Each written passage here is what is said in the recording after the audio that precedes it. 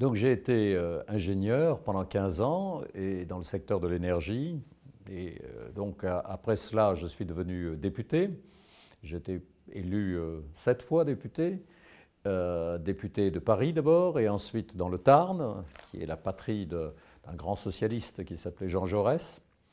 Et j'ai été ministre à 5 reprises dans tous les gouvernements de François Mitterrand et en particulier ministre de la Défense. Ce qui m'a amené à m'intéresser à ces questions-là.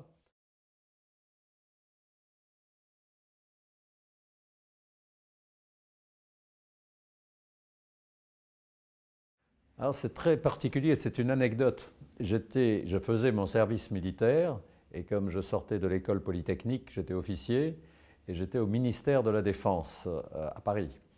Et dans le service qui s'appelait Service opérationnel des armées, centre opérationnel, et le colonel a reçu un coup de téléphone pour que l'on fasse la liaison entre le général de Gaulle, qui était président de la République, et le centre opérationnel de l'arme nucléaire. C'était la première fois, c'était évidemment, c'était fictif, c'était une expérience, et le colonel a eu peur de prendre le téléphone pour parler au général de Gaulle, et c'est moi qui ai parlé au général de Gaulle, très brièvement, pour transmettre l'ordre nucléaire. Ça m'a beaucoup impressionné. Et ce qui m'a encore plus impressionné, c'est qu'il y avait un officier qui était le fils du général de Gaulle, qui était dans le service à côté du mien, et qui un jour est venu me voir en me demandant de calculer si une bombe atomique tombait sur Kiev, je crois, peut-être pas Moscou, Kiev, combien ça faisait de morts. Et donc pendant une journée, j'ai fait des additions pour voir combien il y avait de morts si une bombe atomique tombait sur cette ville russe. Je lui ai dit, ça fait 500 000 morts, je ne sais pas. Et il m'a dit, ah, c'est pas beaucoup, je pensais que ça serait plus que ça. Et donc j'ai un souvenir très fort, ça m'a beaucoup impressionné.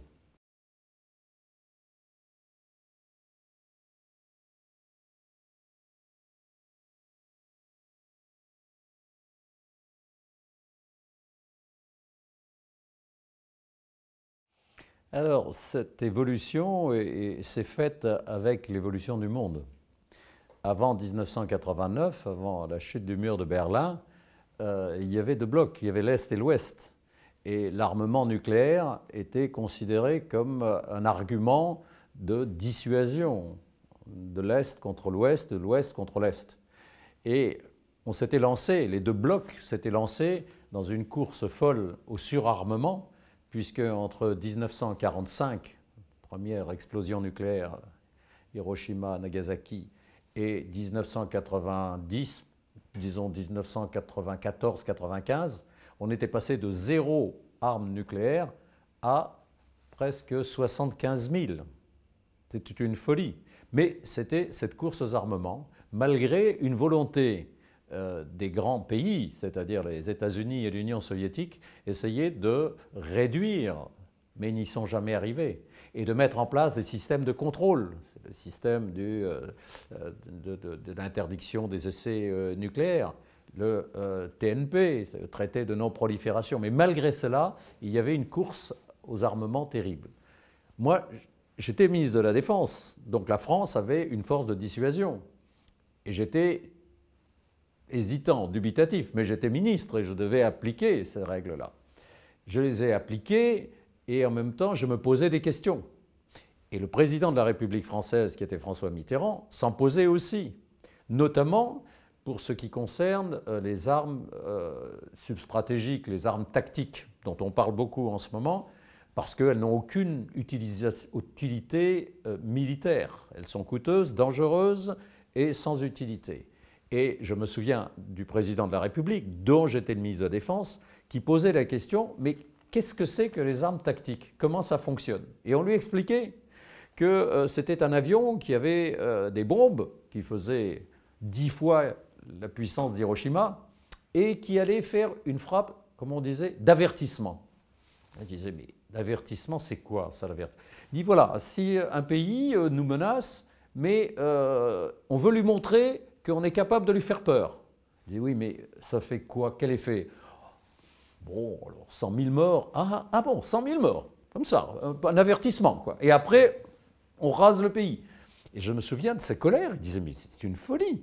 Et d'ailleurs, il a décidé, en 1990, de supprimer une des trois composantes. Il y avait la composante marine, les sous-marins, composante aérienne, les avions, et une composante terrestre, c'était les missiles Hadès et Pluton. Il a décidé d'arrêter. Et on a arrêté cette composante.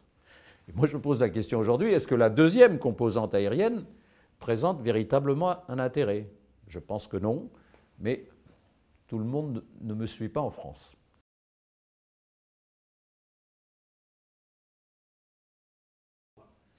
C'est tout simple, c'est-à-dire qu'un pays qui n'a pas l'arme nucléaire, qui a des produits de fission, qui fait du nucléaire civil et qui voudrait passer au nucléaire militaire, a besoin de faire des essais. Et si on lui interdit de faire des essais, il ne pourra pas passer à la réalisation. C'est peut-être ce qui s'est produit un peu pour la Corée du Nord. Donc le traité d'interdiction est très important parce qu'il permettra, quand il entrera en application, ce qui n'est pas encore le cas malheureusement parce qu'un certain nombre de pays, dont la Chine, dont les États-Unis, n'ont toujours pas ratifié. Ils ont signé, mais ils n'ont pas ratifié. Et ce n'est pas en ce moment, avec les élections américaines, que M. Obama peut convaincre le Sénat. On espère que s'il est réélu, il pourra convaincre le Sénat, que les Américains signeront, c'est très important. Donc, quand ce traité sera signé et entrera en application, à ce moment-là, on pourra faire en sorte de lutter, ce n'est pas le seul moyen, mais de lutter contre la prolifération nucléaire. Mais il y a un peu d'hypocrisie, parce que tous les grands pays, dont la France, ne font plus d'essais en vraie grandeur, mais ils font des essais fictifs. C'est ce qu'on appelle la simulation sur ordinateur, avec d'immenses ordinateurs sur lesquels on simule des explosions nucléaires.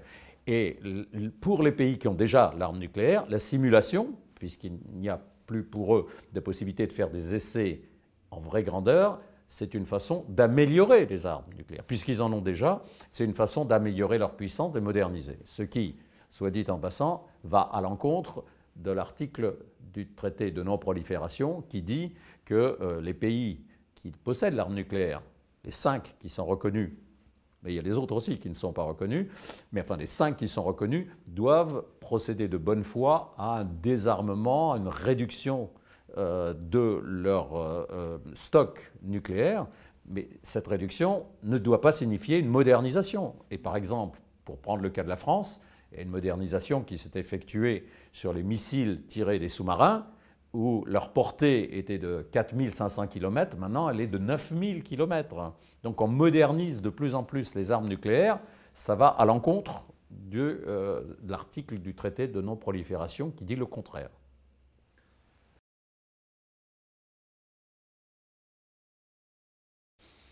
Je pense qu'il faut que les grands pays donnent l'exemple. Je parlais de la Chine, je pense aux États-Unis. Mais la difficulté, c'est qu'un certain nombre de pays qui ne sont pas signataires du traité de non-prolifération continuent à jouer un jeu qui n'est pas, à mon sens, suffisamment dénoncé par la communauté internationale.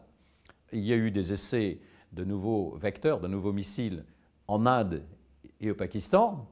Je n'ai pas beaucoup entendu de critiques.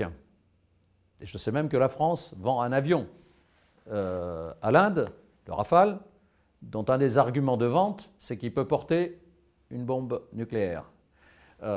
Donc ça, c'est quand même tout à fait préoccupant, comme il est préoccupant de voir un pays comme la Corée du Nord, qui a fait un essai récemment, qui a raté.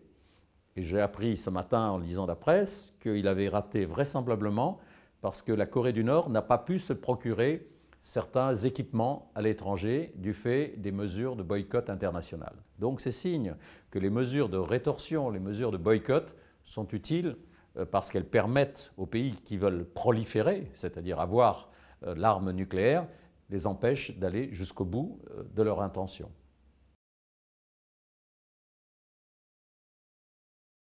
En faisant un certain nombre de propositions que je ne fais pas au nom de la France, que je fais en mon nom personnel, et que j'aurai l'occasion, si le gouvernement change, la majorité change bientôt, de lui transmettre. Et dans ces propositions, il y a des changements d'attitude de la part de la France, mais il y a aussi le fait que le débat est devenu une grande nécessité, en France en particulier. Dans d'autres pays, ce débat prend d'autres formes, mais je trouve qu'en France, il y a trop de silence sur l'utilité de l'arme nucléaire et sur le positionnement de la France dans le débat sur le désarmement, qui est un positionnement très en retrait par rapport à ce qui devrait être. Quand j'entends le président de la République, qui est encore en poste, j'espère pendant quelques jours seulement, M. Sarkozy, dire que le président Obama, qui avait fait un discours à Prague en disant qu'il fallait vers un monde sans armes nucléaires,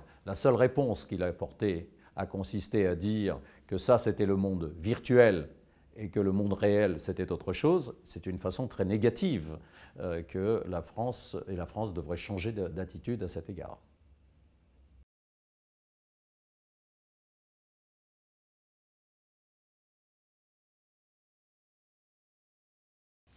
Ce livre, c'est le résumé de mes prises de position depuis plusieurs années.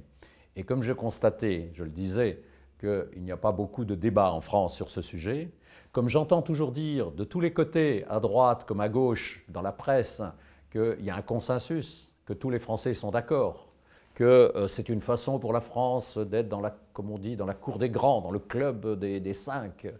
Ça n'a rien à voir, parce que les 5 membres permanents du Conseil de sécurité l'ont été en 1945, alors que tout le monde n'avait pas la bombe atomique. C'est venu bien après, pour la France, début des années 60.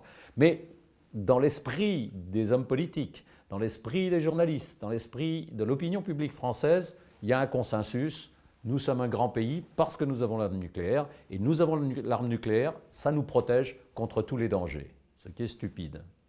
Et donc, je suis pour qu'il y ait un vrai débat et j'ai lancé quelques pistes de réflexion pour que les gens qui veulent bien débattre, et il faudra qu'il y ait des débats politiques, des débats médiatiques, de vrais débats de société pour savoir quelle est la meilleure façon de maintenir la paix dans le monde. Si on est pour ce que l'ONU appelle la culture de paix, que veut promouvoir par exemple le réseau des maires pour la paix auquel j'appartiens, cette culture de la paix, elle passe par une éducation populaire, elle passe au moins par un débat des responsables politiques, ce qui n'est pas le cas malheureusement en France. C'est pour ça que je parle d'un mensonge français.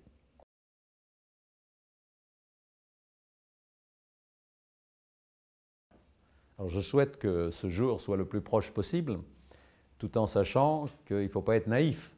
On ne décrète pas du jour au lendemain que 22 000 ogives nucléaires disparaissent. On est passé, depuis la fin de la guerre froide, de 75 000 à 22 000, c'est bien, mais il faut aller le plus vite possible vers zéro. C'est le sens du mouvement Global Zero auquel j'appartiens et qui explique les différentes étapes pour arriver à zéro. Ceci étant, je n'aime pas l'expression « un jour » parce qu'elle me rappelle la formule de Keynes qui disait « je n'aime pas le long terme parce qu'à long terme nous serons tous morts ».